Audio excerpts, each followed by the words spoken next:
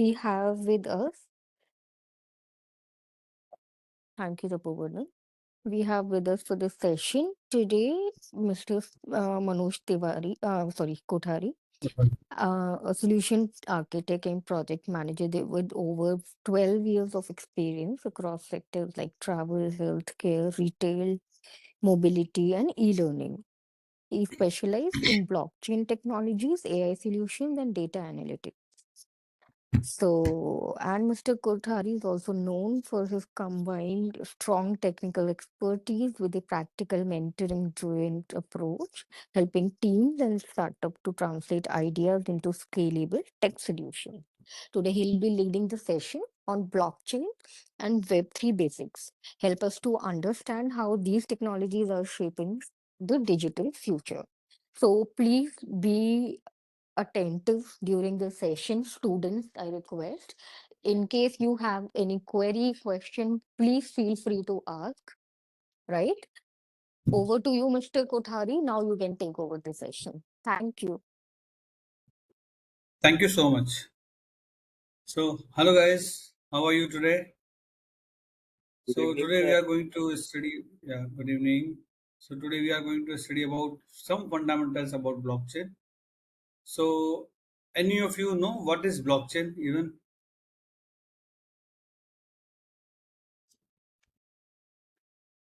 Okay. So, blockchain is a technology that functions as a shared immutable digital ledger. And in simple terms, blockchain refers to the structured data which is organized in blocks. Each block is connected with another block and thus making a chain. And that's why this concept is known as blockchain, block and chain.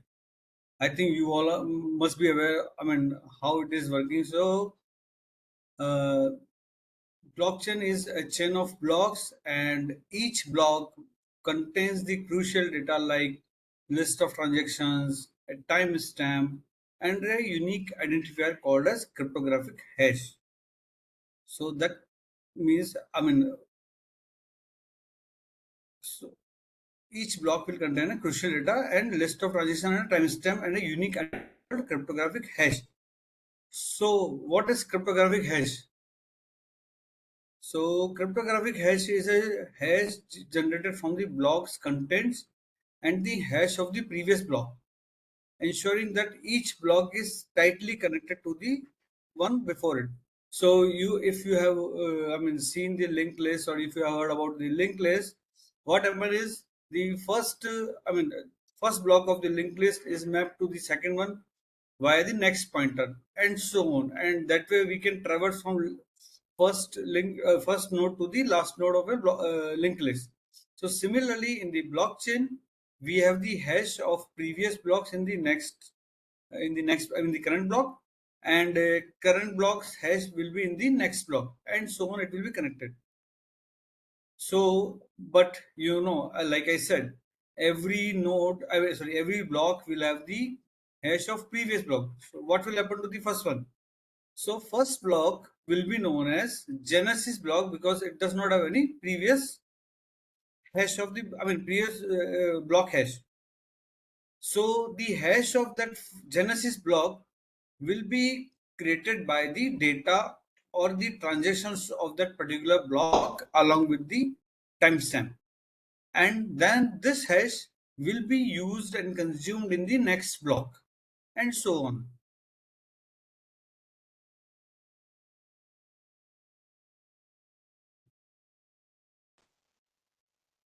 So I request everyone to be part of this interactive session so that you guys can keep or raise your hands and ask questions in between if something is required, or Shreya or uh, Sarika, you can let us know if any change is required in the way the whole session has to go. Sure. We will. Maybe we can have a question answer in last 10 or 15 minutes, Okay. or in between they have any Okay. question, so they can. Okay. Okay. Yeah. So now we know what is blockchain. It is the chain of blocks, and we also heard that it has blocks and it has the timestamp, and we also heard that it has some transactions. So what are the key components of blockchain? So key component of blockchains are distributed ledger. So blockchain is a shared record system spread across many computers, each participant having a copy. Once data is added, it can't be changed or deleted, and ensuring no single point of failure or control. So in the network, if you have a copy of your entire blockchain, that means you know what is maintained in that node, and it will be tampered proof that way. Second thing is blocks. We already discussed that blocks are the building units of the blockchain containing batches of validated transactions. So our data or our transactions are stored in blocks, and those transactions may contain thousands or lakhs of transactions depending upon how we are structuring our block, right? And then we also, in this block, we also have timestamp and the reference of the previous block. Reference of the previous block means the hash of the previous block. So this will create a secure linked chain of blocks where any changes would disrupt the chain, and that way our block is secure because the genesis block will have a hash which will be saved into the next block. The content of next block, which is including the hash of previous block and timestamp and transactions, will create another hash which will be put in. That way it is secure because you cannot change the content of the block. So once you change the content, the hash will be updated, and then your block will be useless. Are you getting my point? Anyone? Okay. So next component of blockchain is the nodes. So what are nodes? Nodes are the devices in the network that stores the blockchain and validate the new transaction. They communicate directly, ensuring the blockchain remain decentralized and operates without a central authority. So in one system, there might have thousands of nodes, and each will be actually representing the entire blockchain. And if any transaction is required to happen, it will actually decentralized. It is copied on all nodes, and then it will be maintained at each node in decentralized manner. Next section is the cryptography. So cryptography, or we can call it hashes and signatures. So like I said, blockchain uses cryptography to secure data. Each block's unique hash act as a tamper-proof seal, and it has public private key pair to actually encrypt your transactions, and it will verify the authenticity of the transaction, ensuring data integrity and privacy. Got it?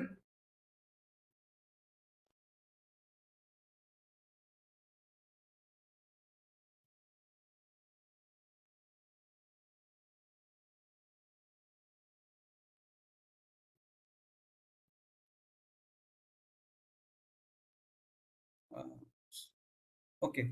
So so far we have studied about the what is blockchain, what are the key components of blockchain. If you have any questions, you may ask, please.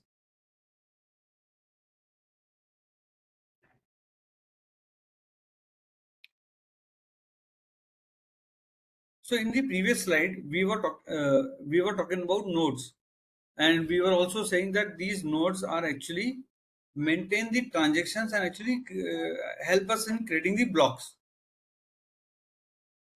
So how they do it actually is by the basis of consensus mechanism, wherein we have multiple algorithms including proof of work and proof of stake.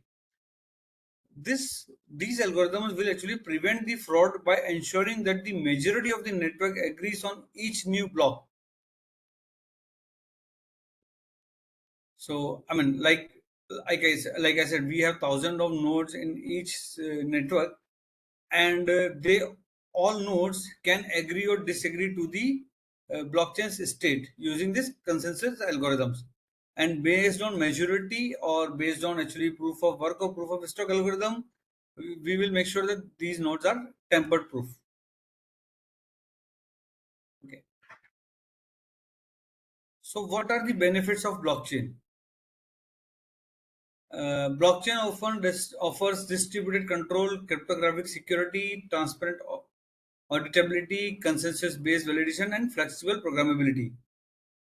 I mean, like blockchain is a decentralized and distributed, meaning no single authority can control it, and it instead actually they will be controlled by multiple computers on a network, and each will have a copy of blockchain, keeping this ledger synchronized. This setup ensures that once data like a transaction is recorded and confirmed, it becomes immutable and almost impossible to alter or delete.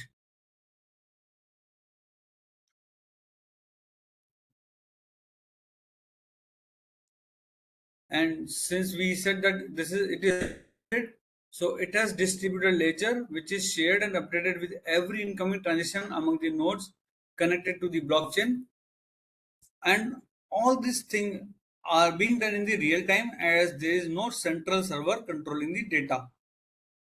It is secure because there is no unauthorized access to blockchain, because the access to blockchain is given through the permissions and cryptography algorithms. Blockchain is transparent because every node or participant in blockchain has a copy of its own data, or you can say the blockchain data. They have access to all transaction data. They themselves can verify the identities of all those data without the need of mediators. So it is transparent because everybody has the access. It is consensus based because all relevant network participants must agree that a transaction is valid. This is achieved through the use of consensus algorithm, which we discussed earlier. And it is flexible because it has smart contracts which are executed based on certain conditions, which can be written into the platform, and blockchain network can evolve in pace with the business processes. So what we can do is we can write smart contracts with the help of business process management or BPM solutions, which is actually a dynamic, or you can say I mean you can say it's a predefined algorithm, I would say. Okay. So, any questions so far?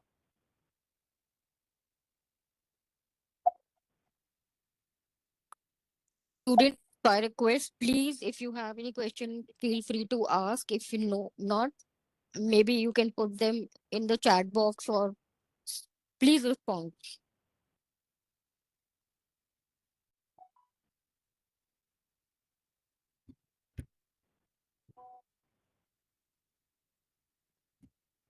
I think we should proceed because they don't have any correct questions yet.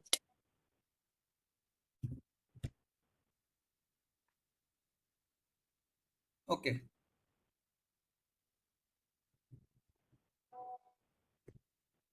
So now we will talk about the types of blockchain.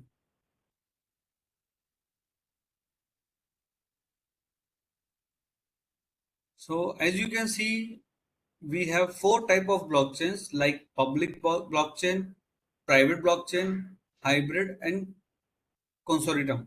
So in public blockchain, these blockchains are completely open to the idea of decentralization. They don't have any restrictions and anybody can use them. And let's say if you have a computer, you can actually use those public blockchains, and you can participate in the network. So since it is public, so this blockchain is open to the public, which means it is not owned by anyone, and anybody can participate having the good hardware and a computer and internet, and everybody can hold the net a copy of it or copy of the blocks. And in this public blockchain, we can also perform verification of transactions or records. I mean, like it can be done by anyone. So, what are the advantage of having the public blockchain? It is trustable because you know what is happening. You can see the data. You can actually read the data. It is secure because it is. I mean, this blockchain is large as it is open to the public. In a large size, there is a greater distribution of records.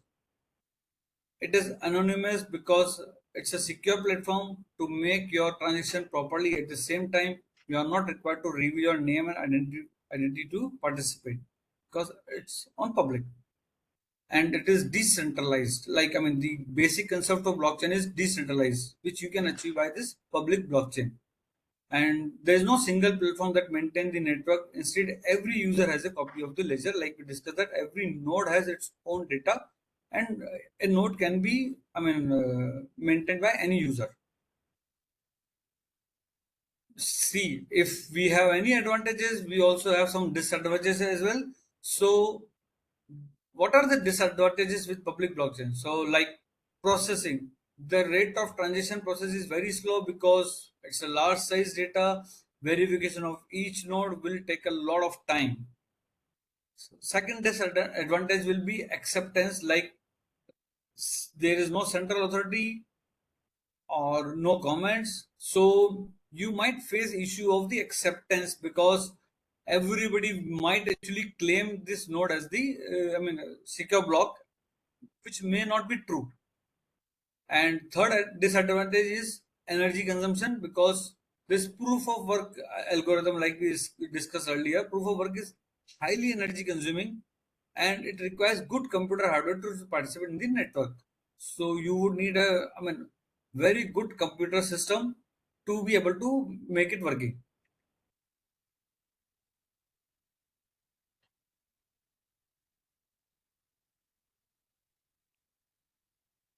And if you have heard about Bitcoins or Ethereum, they are using the public blockchain. They are maintaining their data over the public blockchain, which is open to all, and they are using the proof of work or proof of stake algorithms to maintain the transactions. Then we have second type of blockchain, which is private blockchain. So, what are the private blockchain? Private blockchains are not centralized, not decentralized like public blockchains. They might have some selected nodes, or they are restricted to some specific participants, making it more secure, but it loses the, I mean, original concept of blockchain, which is decentralized. So, I mean, these are not as open as public blockchain. They are open to some authorized users only. These blockchains are operated in a closed network, and in this, few people are allowed to participate in a network within a company or organization. So, private blockchains are generally restricted for the companies or organizations to maintain their own data, and they are not open for public. So, what are the advantages? Advantages are like, I mean, if you are using blockchain, so you are already using a secure network, secure concept of this blockchain where you have hash and hash algorithms.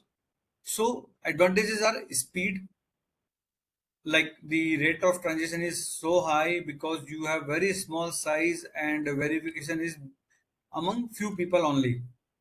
Second advantage is scalability, like, I mean, we can make it scalable by introducing more users, or we can restrict it by reducing the users, and size of network can be decided manually.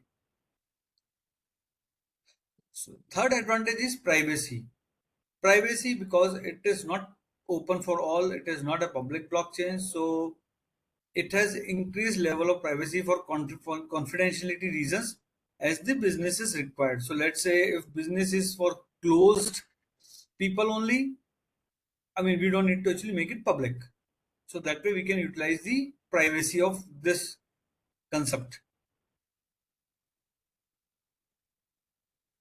And it actually improves the performance because like we said, access to the transaction is actually for limited users only, and thus we actually improve the network performance. I mean, like advantages, we also have some disadvantages with it because it is not public. So security will be a major concern because the number of nodes are less, and so the manipulation of data is, I mean, high. I mean, in higher chances. So the number of nodes in this type is limited, so chances of manipulations are there, and these blockchains are more vulnerable than the public because they have more nodes to actually validate. Another disadvantage is that it is not decentralized and instead it's a centralized because it is being managed by the organization and their favorite people, or you can say restricted users. So, and third disadvantage is count. Since there are few nodes, so if node goes offline, the entire system of blockchain can be, I mean, on halt. But if we go with the public blockchain, there are lots of nodes, and if few of nodes are actually down, it doesn't matter to us because the system will manage on their own. And whenever those down systems are online, they will sync up their data with the other nodes.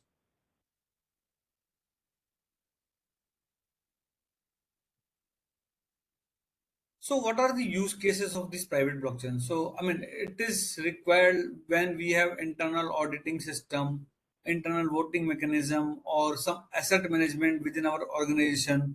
Let's say one a lawyer would like to actually maintain its own cases, own files.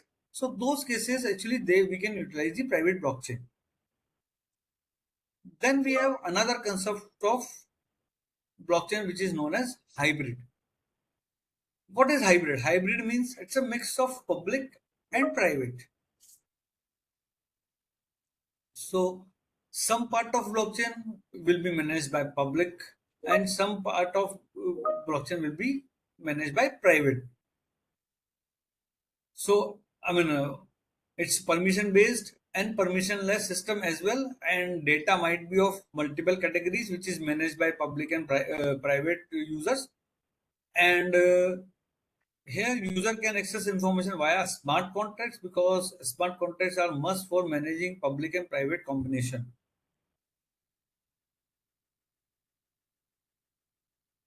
And even if a primary entity owns a hybrid blockchain, it cannot alter the transaction. So this is the benefit of having the hybrid.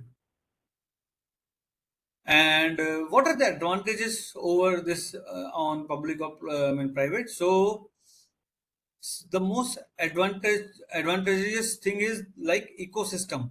Since it is hybrid in nature, it cannot be hacked. As I mean, we can define like 50% or 51% of users don't have access to the network.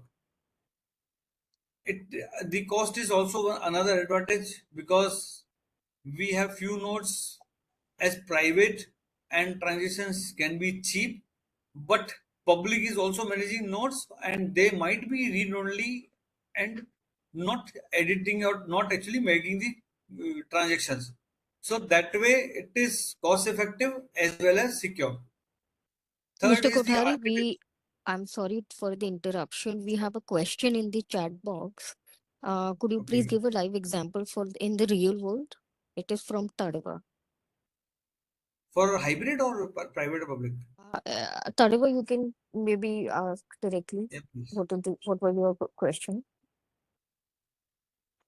Thank you very much, Sarik. I think he has responded. He was talking of Bitcoin and all the others. I think I've been answered. But if you want to add more real life examples, you can. But I've been answered. Thank you. Okay. Yeah, so like I said, I mean the Bitcoin, Ether, I mean Ether or those actually blockchain based currency systems are example of public blockchain. Private blockchains, I mean like I mean auditing of data, or if you want to maintain your files, let's say I mean I'm a lawyer, I would like to maintain all my cases, or there might be I mean like some organizations with like HR companies, who would like to actually maintain their employees record in a secure network. So that way I can implement the private blockchain. Okay, so hybrid, I'm coming to the examples. So I mean, we were only discussing the advantages so far, and so with the hybrid we also have disadvantages like efficiency, because not everyone is in a position to implement a hybrid blockchain. We need lot of efficiencies and lot of maintenance for these hybrid blockchain maintenance design, because you have public blockchains which are read only, and then you have private blockchains which can be read and write both. So that way efficiency may be a disadvantage. Second thing is transparency. So transparency, because there is a possibility that someone can hide information from the user. I mean, like, I have edit rights, but I don't want to show that editable data to everyone. And I managed my blockchain in such a manner that only required data, or the data which I want to show to everyone, is actually open for public. So that transparency may be the issue. And then ecosystem. Due to its closed ecosystem, this blockchain lacks the incentives for network participation, because the public network are read only, and they might not be actually getting the incentives for working on the nodes. So what are the use case for this hybrid cases? So like we have seen healthcare industry or real estate industry, or you can say financial companies, wherein like banks. So banks might be actually managing the data at their end, and they might be actually providing those information for the public use. Similarly, like healthcare system, we have lots of plans and policies and all those things, which is being controlled at within the private network, but they are available for everyone to be displayed as a public. So healthcare or government or real estate or financial companies can be the use case for this hybrid cases. So any question here? Alas, I wanted to ask, what are the procedures or the steps of setting up this blockchain network? Because I think I might be interested. I'm very interested in it, in my project to set it up. Like, how can I get this blockchain and implement it? How can you get it implemented? The hybrid one? Yeah. The private blockchain. Okay, so to maintain the private blockchain, what you have to do is you have to create your own nodes, which is actually not accessible or available to the public. Okay. Right? So you can actually make it, password protected, and your passwords or your, user credentials are actually maintained over the blockchain, and that way, even if I have this node access, if you copy the node at my end, I cannot access it. Okay, so I need for some software is required. Yeah. So, generally, when we create the private blockchain, we also have, some databases as well, wherein what we are doing is we are having the encrypted username, passwords, or such information, so that actually we can control the accessibility of those blockchains. Okay.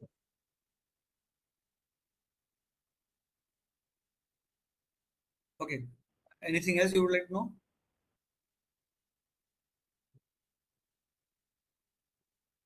So next is the consortium blockchain. So it is like federated blockchain, and generally people know this as a federated blockchain, and it is actually used by the organizations, and this blockchain validates the transaction, also initiate or receive transactions at the organization level. So it's kind of public blockchain, but instead of single user or single person, it is managed by the organization, and that organization may have multiple users working on that particular chain. So the benefit is that some part is public and some part is private, but it is mostly private. In the hybrid, what it was is it is mostly private and used by public. And in this, it is mostly public and used by private as well. And also, one more benefit is that it can be used by multiple organizations. Like the hybrid was only being used by the single organization, but here we can actually, it can be utilized multiple organization, because one organization, like I said, I mean, is managing one node, and there might be multiple organizations managing the multiple nodes. And the advantage of this blockchain is that it has good speed, because limited number of users make verification fast. And it has authority, because multiple organizations can take part and make it decentralized at every level. And privacy is also there, because the information of the checked block is unknown to the public view, but any member belonging to the blockchain can access it. And it is flexible, because we have, I mean, organizations working on it.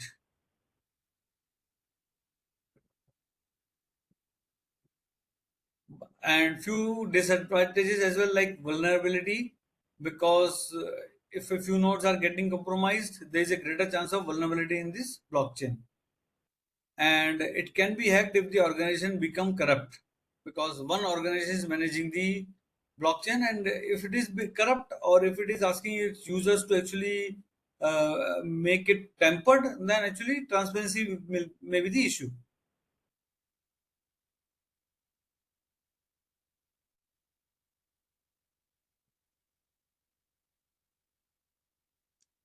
So these are the four type of blockchains we have. Any questions? Anything you would like to know before we move further?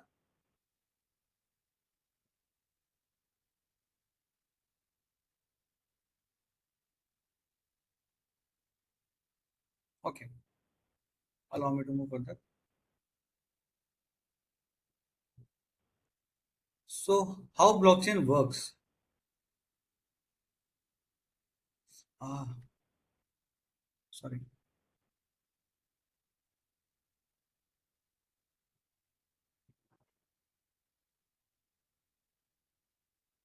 So blockchain starts from the transaction initialization. So suppose I want to make some transactions. So the transaction will be initialized by a user, and then this transaction will be broadcasted to the network. I mean, network nodes, and those network nodes will validate this. I mean, transactions validity with the predefined rules and algorithms, and that way they will make sure that yes, this transaction is valid.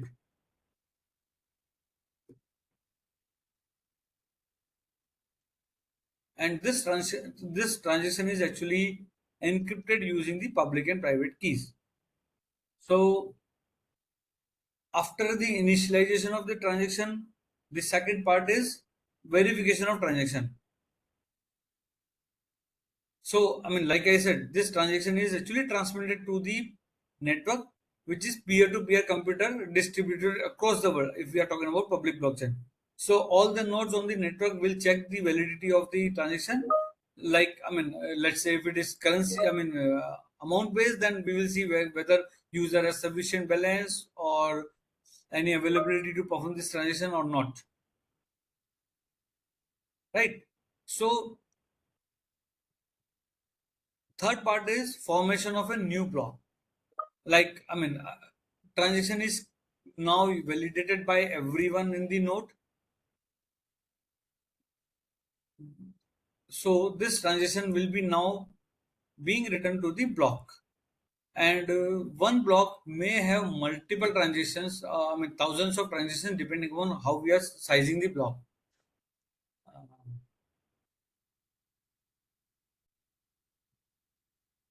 And this block is actually having all those transactions, and after verified by multiple users, it will be written on the blockchain. And how it is written is that the it will create the, I mean, we will have the previous blocks hash, We will also have the timestamp of our block and all those transactions, which it will contain the create the block, and then this block will be hashed again, so that this hash will be utilized by next block. That way, what we are doing is we are ensuring the immutability and finality, because once the block is written to the blockchain, our transaction is secure.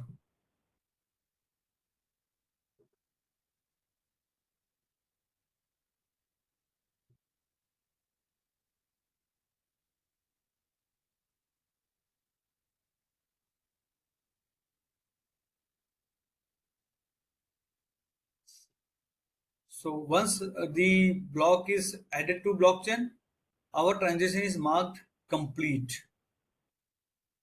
Anyone would like to ask anything here?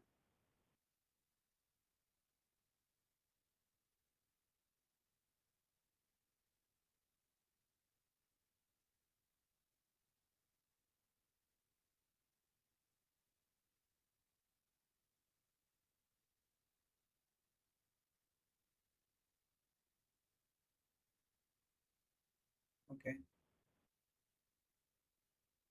So I think we are done with the block concept. So far what we have studied is, we studied what is blockchain, what I mean the definition, how the block is structured.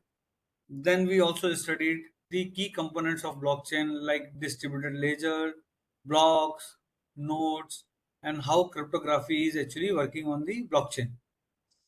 Then we studied about the benefit of blockchain, like it is distributed, I mean, and secure, transparent, and consensus based. And since it will, I mean, have lots of nodes available for all the public users, so it reduces the cost of having a centralized server. Then we also discuss about the type of blocks, wherein we said that we have four type of blocks: public blockchain, private blockchain, hybrid, and consortium. And lastly, we studied how this blockchain works. So we discussed that transaction is first initialized, then it is verified by the network, or you can say peer-to-peer computers distributed across the world. Then we all, I mean, then the formation of new block happened. And one more thing which I would like to add here is that if a user would like to add a block, I mean, the verification of block happens through the consensus algorithm, which we discussed earlier, that we have multiple algorithms which we can utilize to decide whether the block is permanent or not.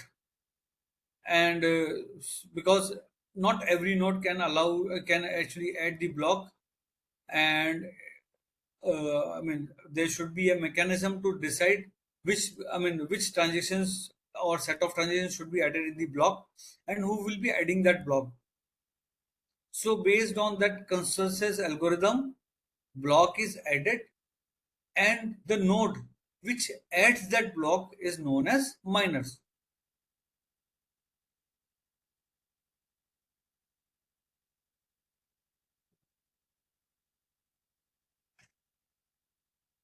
And once this block is added to the blockchain, uh, its hash value is created and is available for the next block. And that way we mark this block as the transaction complete.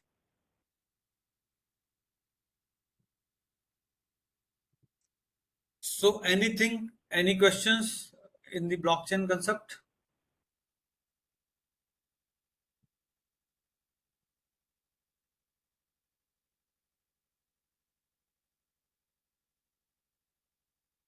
Okay. Shall we move it with Web3? Okay. Yeah, we shall. Okay. So next topic we have is Web3 essentials. What is Web3? We all have heard terms like web, which refers to the collection of web pages, content, and various other resources which is accessed and available over the internet. So, before we talk about, Web3, we should also know what is Web 1 and Web 2, right? So, basically, there are three versions of web so far. First is the Web 1.0, which was the era of read-only web.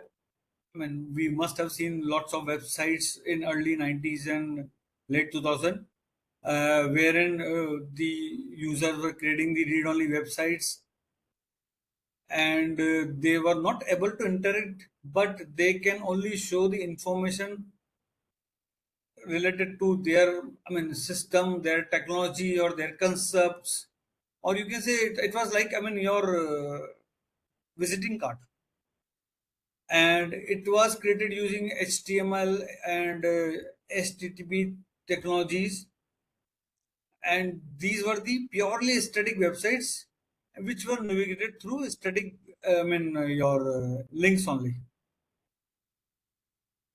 There were some usage of content delivery network as well, but that was limited actually because we were only using the web as a read-only concept to show the user information or to show the business information of the user.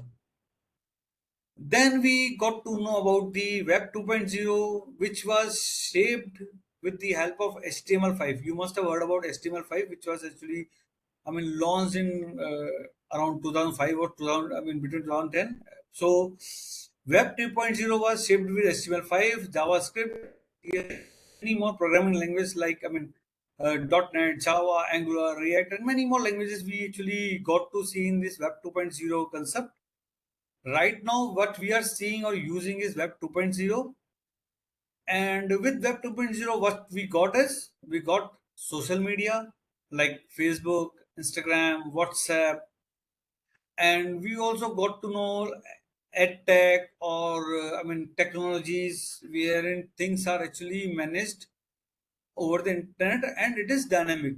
So when I say about education technologies, we are talking about smart boards and we are talking about collaborative learning with the help of video chat, or you can say uh, I mean human screen sharing mechanism, and this is popular. Become lot. Lot popular in the era of COVID-19. And even this OTT thing, which is actually providing you on-demand media services, is also part of this Web 2.0. So, anything you would like to know about Web 1 or 2? Any questions before we talk about Web 3?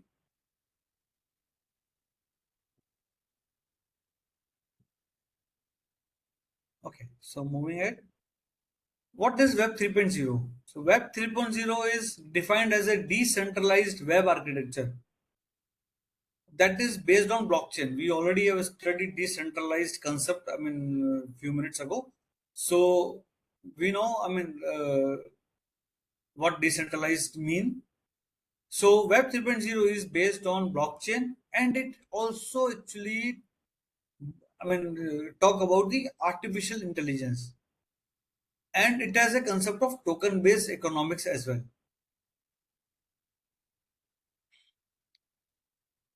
This new era of internet will provide more personalized and customized web serving experience to the user.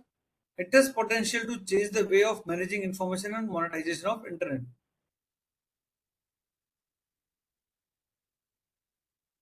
Okay, so what are the features of Web 3.0?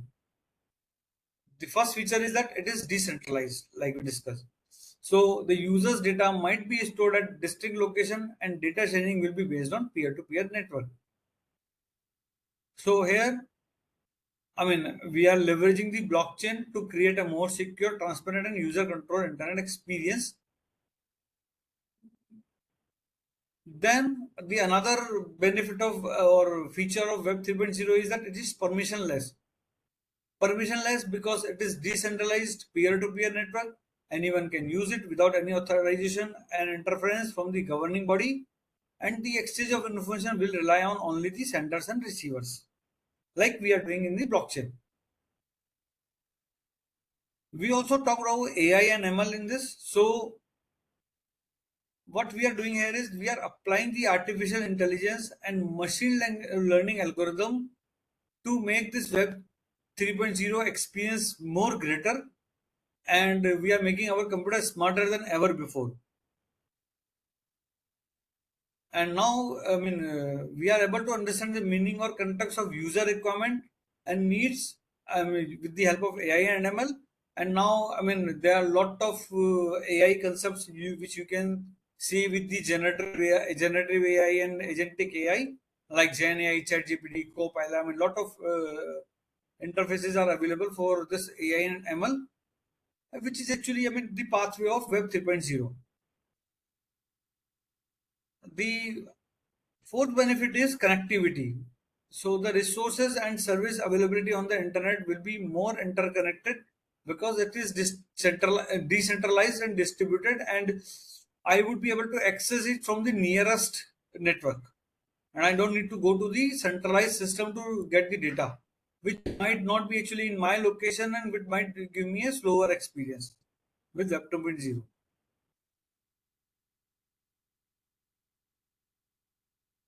So, any questions so far?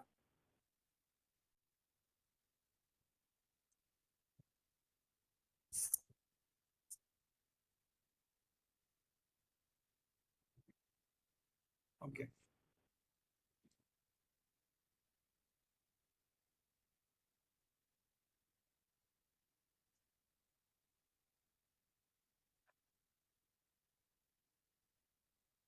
So let's talk about the architecture of Web 3.0.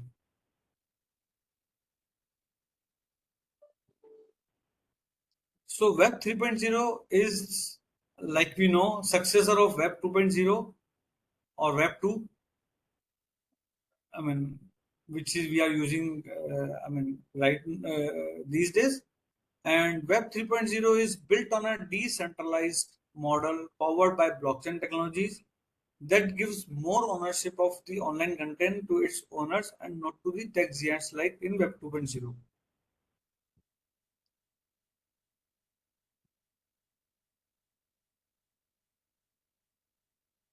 Web 3.0 is actually, changing the mode of operations from centralized to the decentralized. It actually changes the content ownership because now ownership is not relying on the central network, and it is actually available to each individual. Transactions are powered by blockchain and the smart contracts created before the transaction holds. So, both parties are accountable, and that way we have the third party supervision for the transaction as well.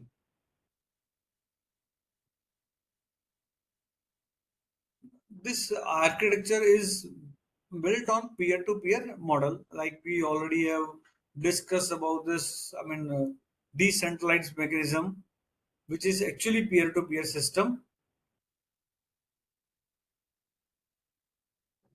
Okay, so Web 3.0 architecture is made up of several layers. First layer, which is the infrastructure layer, and it is built by blockchain layer.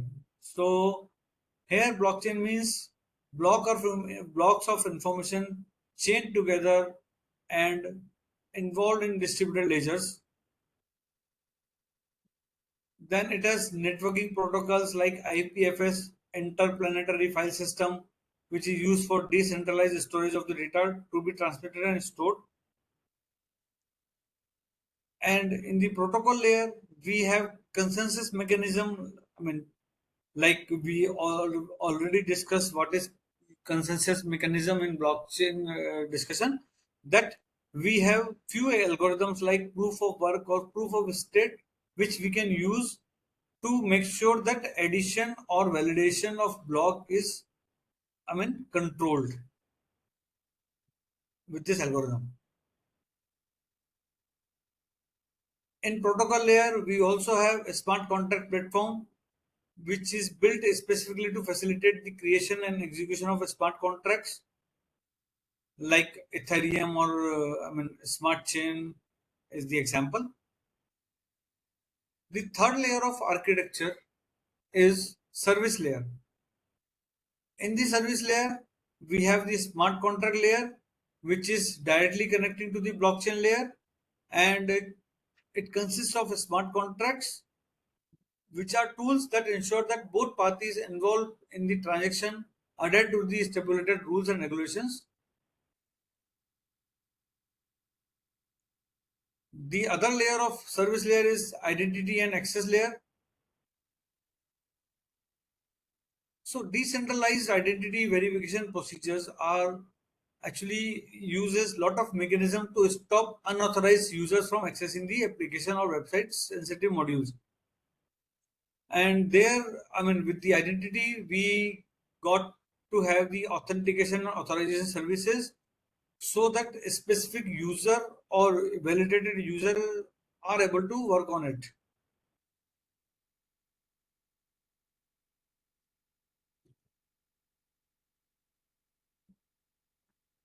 Then the next layer is application layer, wherein we have decentralized applications that runs on a decentralized network and uses smart contracts on their backend.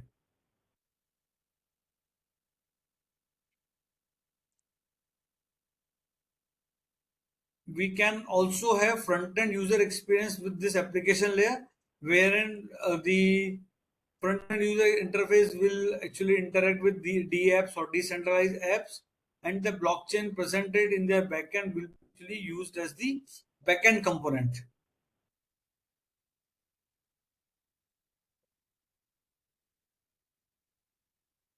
The fifth layer is the interaction layer, which is the intermediary between the end user and the application services. Like if I give you the example, it is one of the common example is wallets, which is based on this blockchain technologies. And generally people are using wallets to store the cryptocurrencies like MetaMask or Trust Wallet or Ledger.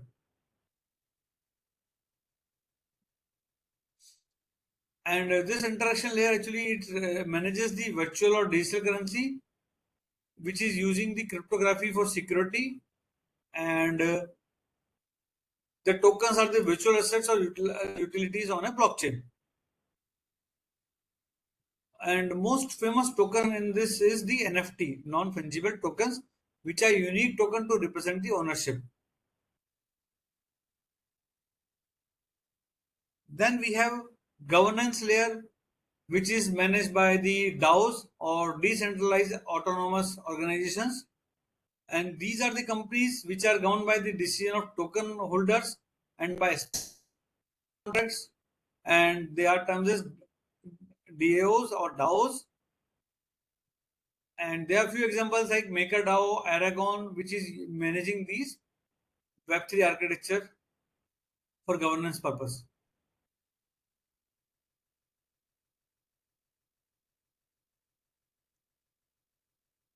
I thought it would be interactive, but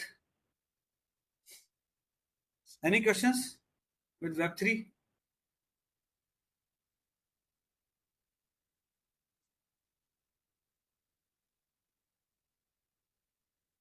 Students, again, if you don't have any question, please interact at least yes, no, anything.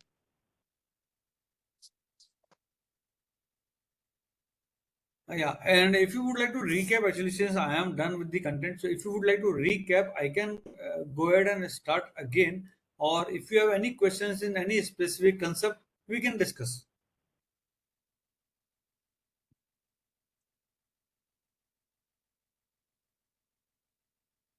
So I think you have covered all of the topics already. Yes, I have. Yeah, I have covered all the topics. So, students, we're open for the question. If you have any queries, concern, anything you need to, relearn or anything, it's okay. You can put your questions in the chat box as well. Yeah, Daksh, sure. thank you, Daksh. No question. Uh-huh. Anyone else?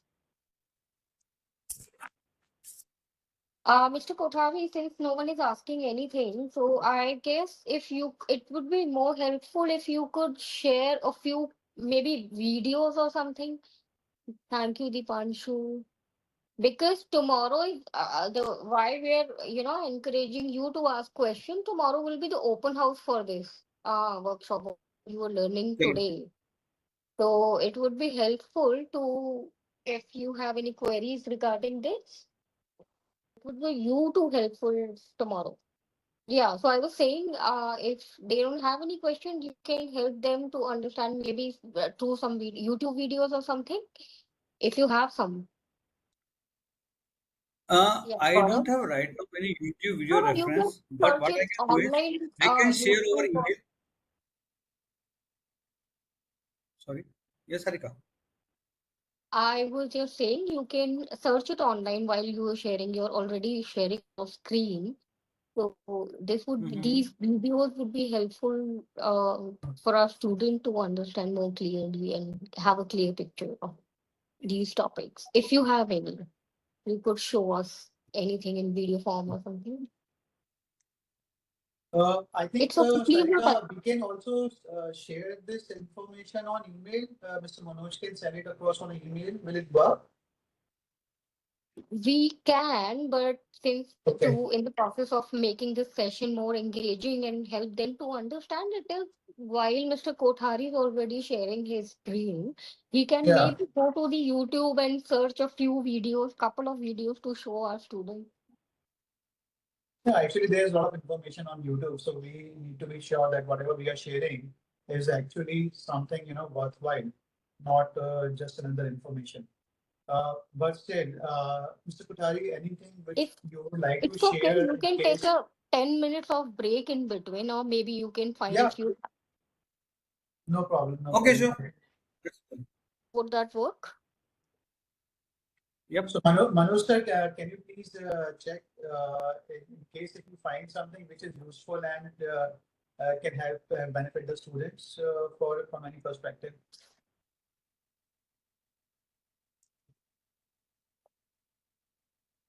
Perfect, student. So, meantime, Mr. Kothari is searching for the videos. We'll take a quick 10 minutes of break. Then he might be back with the video links and to show you. Please be online.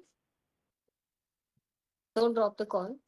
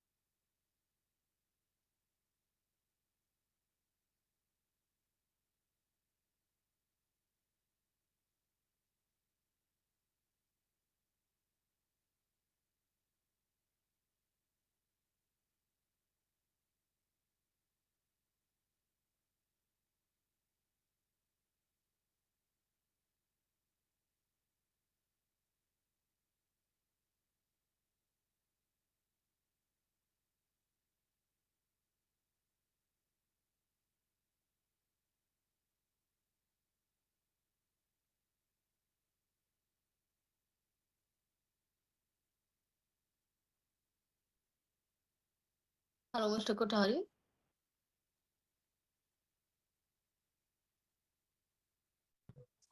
Yeah, hi. Hi, were you able to find anything? Yeah. Okay, so can we Yes. resume the session?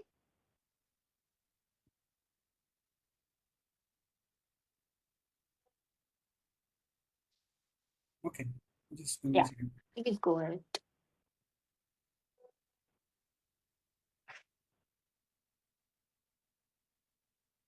Shaping a bold new language of design, chiseled to perfection.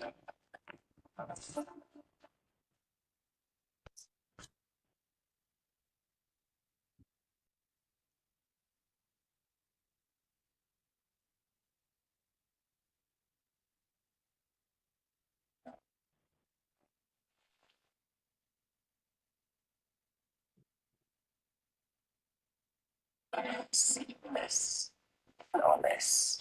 Introducing Pluto by Crompton.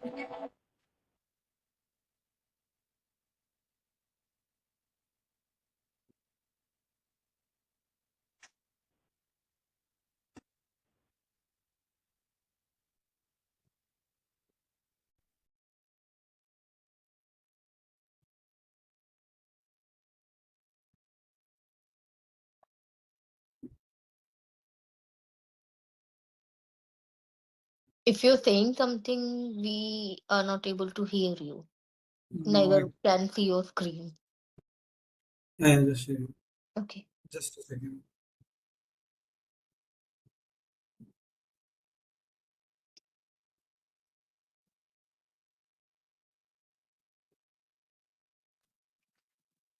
Days. But what is a blockchain? How do they work? What problems do they solve? And how can they be used? Like the name indicates, a blockchain is a chain of blocks that contains information. This technique was originally described in 1991 by a group of researchers and was originally intended to timestamp digital documents so that it's not possible to backdate them. So are you able to hear as well, right? Sound is coming or not? Hello? Anyone? Sarika or anyone? Actually, the voice is echoing. Voice is echoing. So if you can just start from restart it, and there's some voice which is echoing somehow. Voice is echoing. Yeah, yeah. Okay, let me mute myself and then actually I share so that actually it may come. Let me know if it is not coming. I'm just muting myself. Popular nowadays. But what is a blockchain? How do they work? What problems do they solve? And how can they be used? Like the name indicates, a blockchain is a chain of blocks that contains information. This technique was originally described in 1991 by a group of researchers and was originally intended to timestamp digital documents so that it's not possible to backdate them or to tamper with them, almost like a notary. However, it went by mostly unused until it was adapted by Satoshi Nakamoto in 2009 to create the digital cryptocurrency Bitcoin.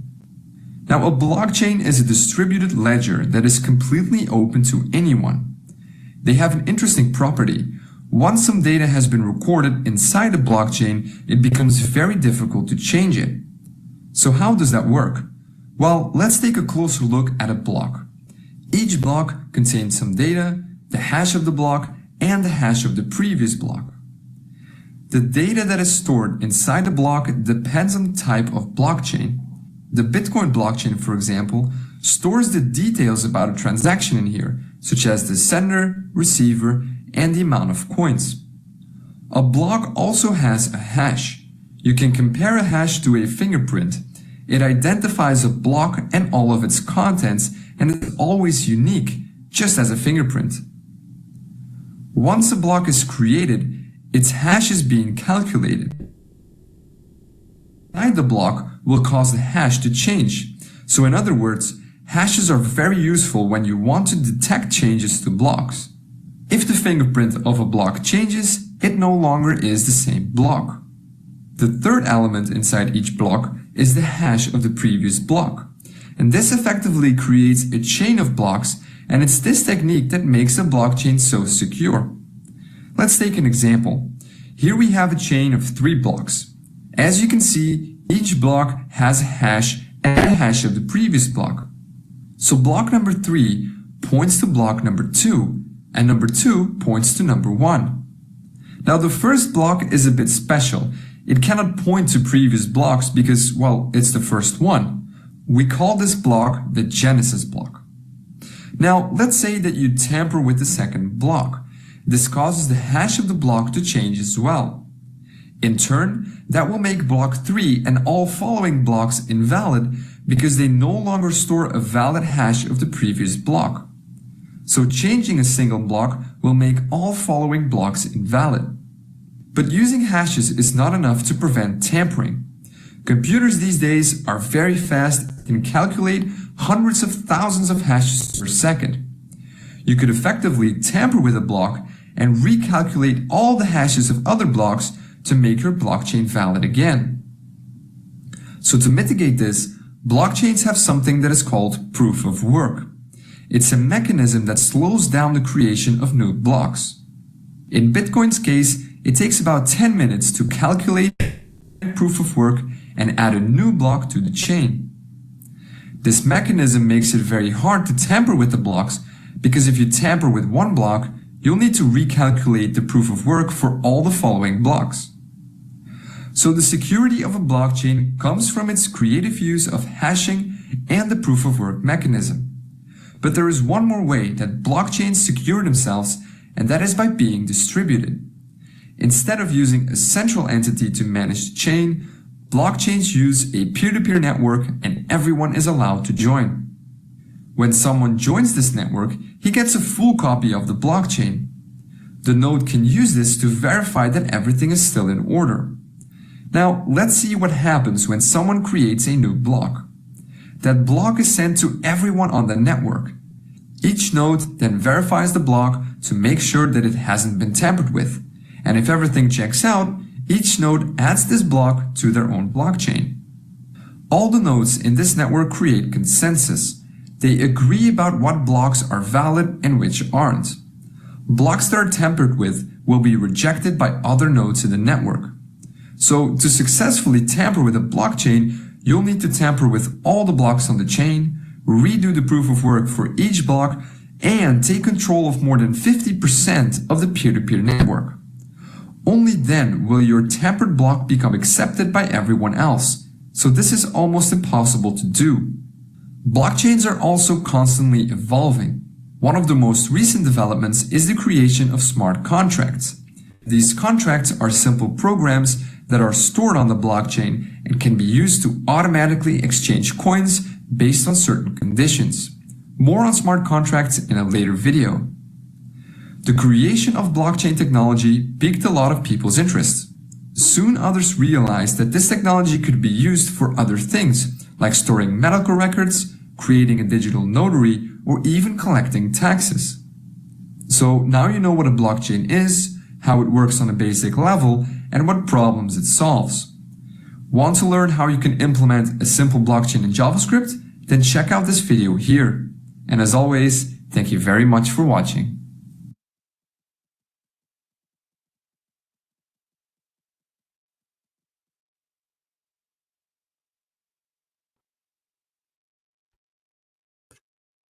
Thank you, much appreciated. I hope students now you have a better picture of how it works.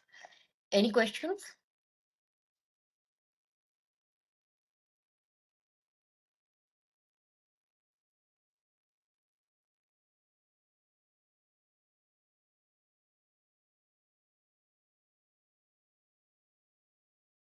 Students, any questions?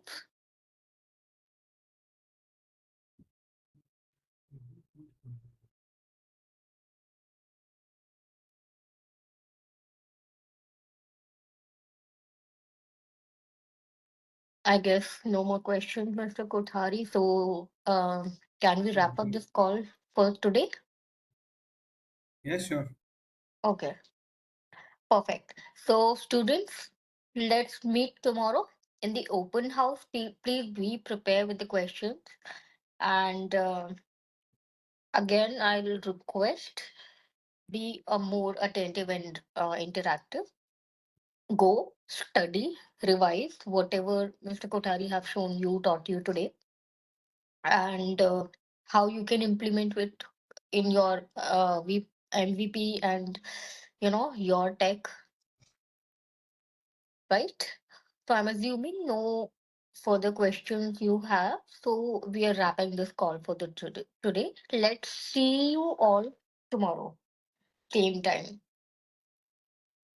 All right. Thank you so much, Mr. Kothari. Thank you, Mr. Goyal. Thank you for the Thank session. you. Thank you, Yeah. Sarika. Thank you, Sarika. Thank you, everyone. Have a good day, guys. Bye. Bye, everyone. Bye.